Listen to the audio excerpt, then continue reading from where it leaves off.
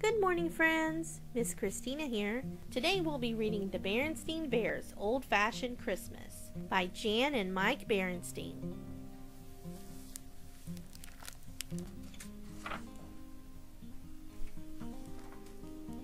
It was the day before Christmas in Bear Country. New fallen snow had covered the ground as the Bear family pulled up to Grizzly Gran and Gramps' house. Their car was piled high with boxes, bags, and packages. "Welcome, everyone," called Gramps and Gran. "Merry Christmas." After lots of bear hugs and kisses, they took the packages inside. They were home for the holidays with Gramps and Gran. Inside, Gran's Christmas figures were on display. She had made them herself from pine cones, corn cobs, nuts, berries, twigs, and leaves. There were little Santa bears, Christmas angels, Christmas elves, reindeer, and snowbirds. The mantelpiece was lined with Christmas cards. Sister found one with a picture of Mama, Papa, Brother, Honey, and herself. "Look," she said proudly, "this is our Christmas card." After looking over Gran's decorations, the Cubs plunked themselves in front of the TV to watch Christmas videos. But the TV was unplugged. "This is going to be an old-fashioned Christmas, just like it was when I was a Cub," said Gramps. "Back then, there wasn't any TV." "No TV," said Brother and Sister, shocked. "How could you live like that?" "There are lots of other things to do at Christmas time," said Gramps. He led them to the piano. The Cubs jumped on the piano bench and began to play. Really, they just made a lot of noise. "That's no way to treat a piano," Gramps said, laughing. "This is a player piano. If I pump the pedals, it will play a song." Gramps sat down and pumped away. The piano played all by itself. "Wow," said Brother. "Awesome," said Sister. Honey just clapped. "Let's sing along," said Gramps. "On the first day of Christmas, my true love gave to me." "Gramps," called Gran, "stop that caterwauling. It's time to go out and get our Christmas tree." Grouched Gramps. "We'll finish the song later. Come, Cubs." They put on their coats, hats, and mittens and went outside. Gramps got an axe from the shed. "I get my Christmas trees the old-fashioned way," he said. "I go out and I cut 'em down myself." They tramped through the snow into the woods. They passed many trees that were too big or too small. "We need one about yay high," said Gramps, holding up his hand. They came to a clearing with a tree about yay high, growing right in the middle. "Perfect," said Gramps, and chopped it down. "Timber!" yelled the Cubs. Gramps carried the tree home. "Let's get out our ornaments," he said. "I call them bearlooms." The Cubs carefully unwrapped all the bearlooms. "These are amazing," said Brother. "Yep," said Gramps. "Bought 'em at Roof Grizzly's general store 50 years ago. Cost me 6 cents apiece." Gramps and Papa were setting up the tree. "How about in this corner, Pop?" said Papa. "Nope," said Gramps. "Can't see it from the other room." "But it wouldn't get bumped here," argued Papa. "Now, Junior," said Gran, "you know better than to argue with your father." "Yes, Ma," said Papa with a grin. They began putting the lights and ornaments on the tree. Gran stood back and directed. "A little more yellow at the top," she said. "Now more lights in the middle. Too much red on the bottom." Finally, Gramps put Honey on his shoulders and she set the Christmas star on the top of the tree. "It looks wonderful."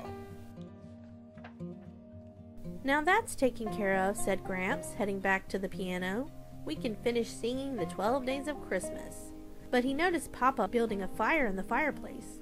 "Let me give you a hand there, Junior," said Gramps. "I'm an expert. I'll show you my special crisscross wood stack." He struck a match and lit the fire. Billows of smoke puffed into the room. "You forgot to open the damper, Pop," said Papa, pulling a handle so the smoke went up the chimney. "Just making sure you were paying attention, son," joked Gramps.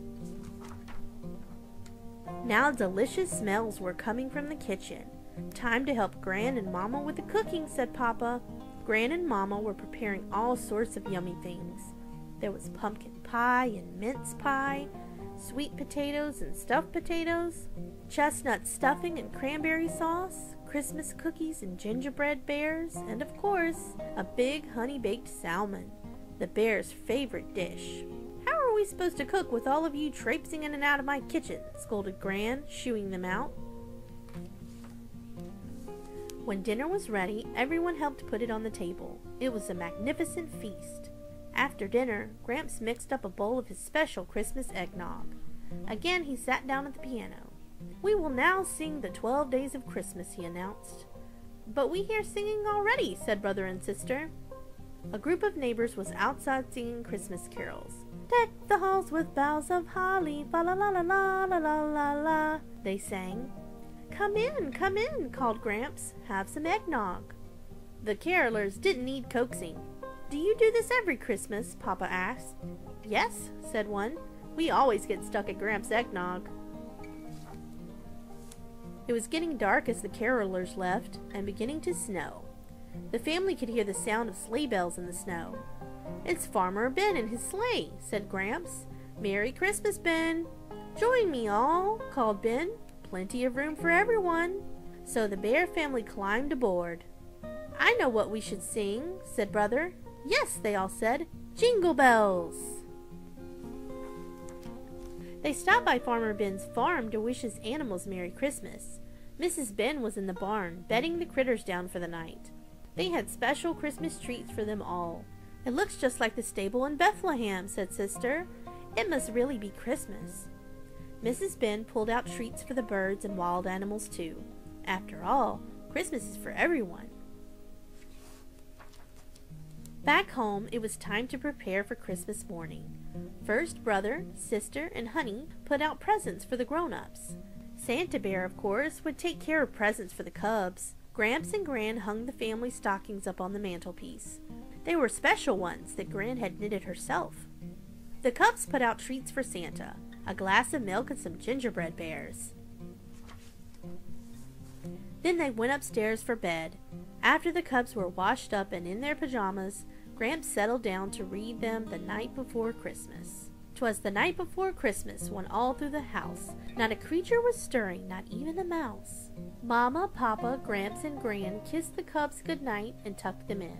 For a while they lay imagining all the toys and goodies they would be getting tomorrow morning. Then their eyes closed and they drifted off to sleep. On Christmas morning, the cubs woke bright and early. They ran to wake up Mama, Papa, Gramps, and Gran. They couldn't wait to open their presents, but Gran insisted that they have breakfast first. The cubs gulped down breakfast as fast as they could. At last it was time for presents. Brother, sister, and Honey got lots of new toys. Dolls, games, books, and clothes. Mama got a bath set that smelled like sweet flowers. Papa got a new pair of cozy red long underwear. Gran got a collection of brightly colored yarns for her knitting. And Gramps got a comfy new bathrobe.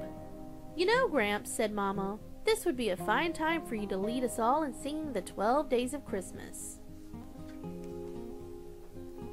But Gramps was fast asleep in his rocking chair, wearing his new bathrobe, with Honey asleep in his lap. "Shh," hushed Gran. "Merry Christmas." The end. Did you like that story? I grew up reading Berenstain Bears books.